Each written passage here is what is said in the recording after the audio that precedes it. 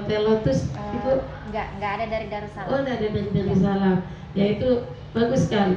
Jadi tidak ada di sekolah itu menjadi poin negatif, tetapi menjadi positif semuanya. Misalkan kalau kita biasanya kan kalau poin negatif itu baju dikeluarkan, poin negatif 5 gitu. Nah kita ganti menjadi apabila baju dimasukkan maka mendapat nilai positif 5.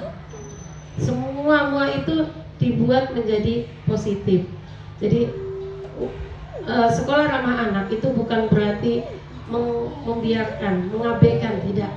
Tetapi kita tegas, tapi tegasnya adalah tidak memaki. Kita tegas kepada anak-anak, tetapi dengan keramahan, dengan apa ya?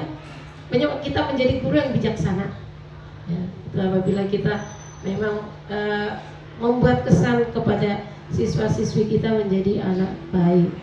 Jangan dikira loh Bu, anak RA itu adalah kita sedang meletakkan pondasi kepada anak. Untuk selanjutnya adalah pondasi pada saat di Raudatul Atfal inilah. Apa-apa yang kita anak akan meniru kita, apa yang kita lakukan. Anak akan mencontoh kita, apa yang kita ucapkan. Itu anak-anak Raudatul Atfal. Anak masih sangat mudah untuk mencontoh apapun yang dilakukan oleh idolanya. Nah, idolanya adalah ibu-ibu semuanya. Jadi jangan sampai anak kesini melihat, mohon maaf, kita senyumnya aja tidak ada. Ya Allah, sudah dari rumah sudah mungkin kesal, dibawa sampai menghadapi siswa-siswi kita. Ya, itu manusiawi sih. Tapi marilah kita sama-sama latihan untuk membawa siswa-siswi kita itu menjadi membahagiakan. Jadilah di sekolah ini adalah tempat yang paling bahagia. Kita tidak tahu orang tuanya seperti apa. Kalau orang tuanya yang tahu kebutuhan anak, dibangunkan dengan baik-baik, ada mungkin ibunya yang bangunkan itu sambil marah-marah. Nah, anak itu sudah kesal itu. Nah, sampai sini sudah terlambat, dimaki lagi sama ibunya. Kasihan sekali ya. Jadi itulah pondasi awal bagi anak itu pada saat Raudatul Atfal. Marilah kita buat kesan kepada siswa-siswi kita dengan sebaik-baiknya. Jadilah guru yang bijaksana. Apalagi kalau di Raudatul Atfal itu pasti kreatif dan inovatif. Tidak mungkin kalau guru MTS atau guru aliyah masih biasanya anak-anaknya itu masih muda. Tetapi kalau anak-anak kita diamkan, kalau di sini yakinlah kelahi antar anak, ya. Maka guru akan kreatif itu.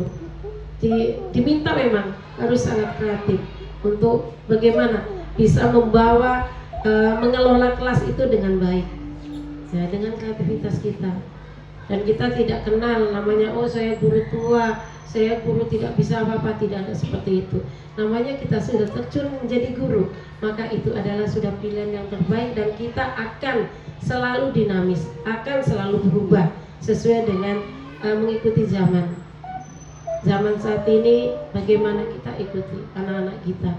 Anak zaman sekarang itu tidak bisa kalau kita terlalu keras. Itu zaman anak sekarang.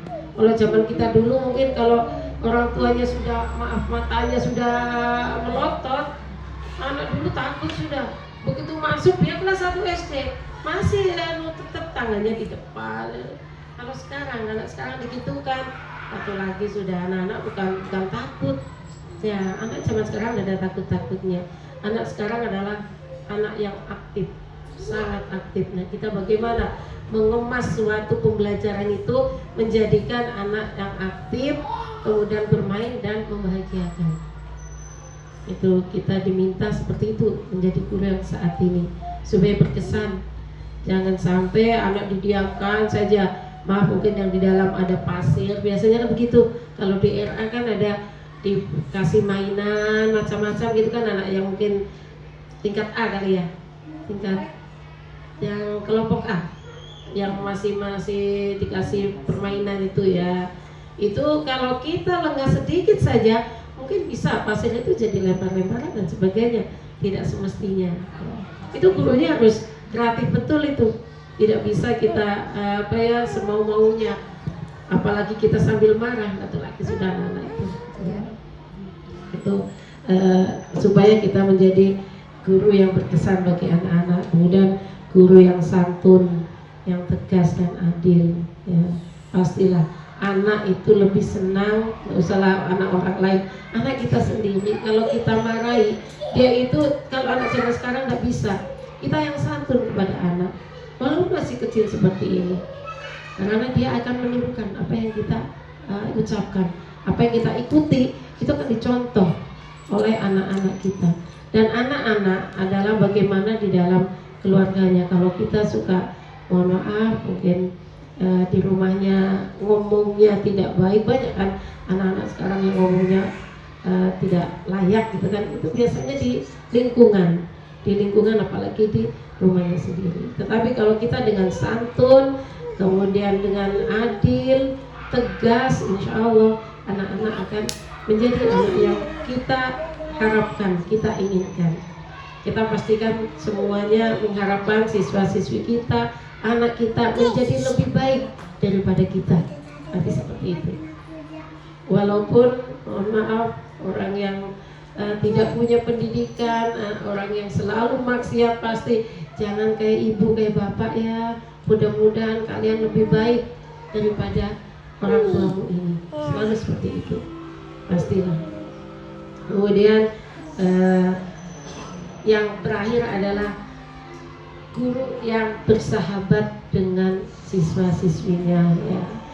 Jangan sampai kita mengajar anak orang lain tetapi seolah-olah itu orang asing. Itulah jadi sahabat kita. Insya Allah kita akan dikenang nanti sampai tua. Saya aja masih ingat, tapi jeleknya ingat saya itu, saya dipukul sama guru bahasa Indonesia zaman dulu, guru SD kelas 3, yang salah cuma satu, semuanya kalau zaman dulu itu pakai mister, pukul semuanya, tak tak tak tak. Zaman dulu seperti itu yang masih kesan saya, bahkan beliaunya masih hidup, tapi itulah. Padahal itu kan ibaratnya sudah lama sekali, 40 tahun yang lalu, saya masih ingat. Tapi insya Allah, padahal baiknya itu lebih dari itu, tapi itulah. Malah negatifnya yang diingat. Iya, itu. Makanya jangan sampai. Saya alhamdulillah jadi guru di MTS mungkin 25 tahun, belum pernah yang namanya memukul, memaki siswa. Ya, saya memang kalau sudah marah, saya tuh biasalah anak-anak seperti apa sih, saya keluar aja. Daripada saya kalau orang marah biasanya itu, mohon maaf, mulutnya itu kelepasan ngomongnya. Dia kayak sudah tahan betul sama anak-anak, sudah saya kayaknya nggak bisa ini kalau di dalam. Jangan sebentar aja. Saya sudah agak turun, masuk lagi. Mengingat yang baik-baik. Namanya anak-anak pasti lain-lain lah, macam-macam tingkahnya kan. Kita lihat yang baik-baik saja. Memang itu butuh latihan. Ya, latihan kesabaran itu sangat sulit. Mudah diucapkan, sulit dilakukan. Ya, itu ya untuk menjadi seorang guru yang betul-betul bisa bersahabat dengan para siswanya. Biasanya kita itu akan mudah terpancing dengan siswa yang sudah nakal, biasanya tidak bisa apa-apa. Itu mudah sekali terpancing itu emosi kita. Ya. Kalau sudah anaknya ini sudah tidak bisa apa-apa, nulis tidak bisa tapi ngaco saja kepada temannya, usil. Nah itu biasanya kita kepada anak itulah kita tidak melihat, padahal dalam kelas biasanya yang usil tidak sampai hitungan jari. Anggaplah satu kelas 30 paling 3-4 siswa saja. Tetapi kadang itu kita melabel kepada anak itu, si Ahmad ini, nah iya, guru satunya juga iya betul dia. Nah itu sebetulnya tidak diperbolehkan kalau kita melabel salah satu anak. Kalau emang seperti itu ya kita cari positifnya aja. Dan misalkan hanya usil, ada anak pasti ada sisi positifnya, ada baiknya. Biar anaknya bengal kayak manapun ada, kita carilah yang sisi positifnya saja. Tidak usah munculkan yang negatifnya. Kita redam. Memang biasanya anak yang nakal, anak yang usil pintar dalam misalkan menggambarnya ke apa, biasanya ada itu. Nggak mungkin anak itu sudah nakal, nggak bisa apa-apa, itu kayaknya Allah tidak memberikan seperti itu ya. Allah itu membuat produk itu pasti ada sisi yang dibanggakan. Kita kepada diri kita sendiri, kita pasti tahu, oh saya lemah di sini, tapi saya bisa seperti ini. Karena manusia itu bermacam-macam, tidak mungkin semuanya negatif.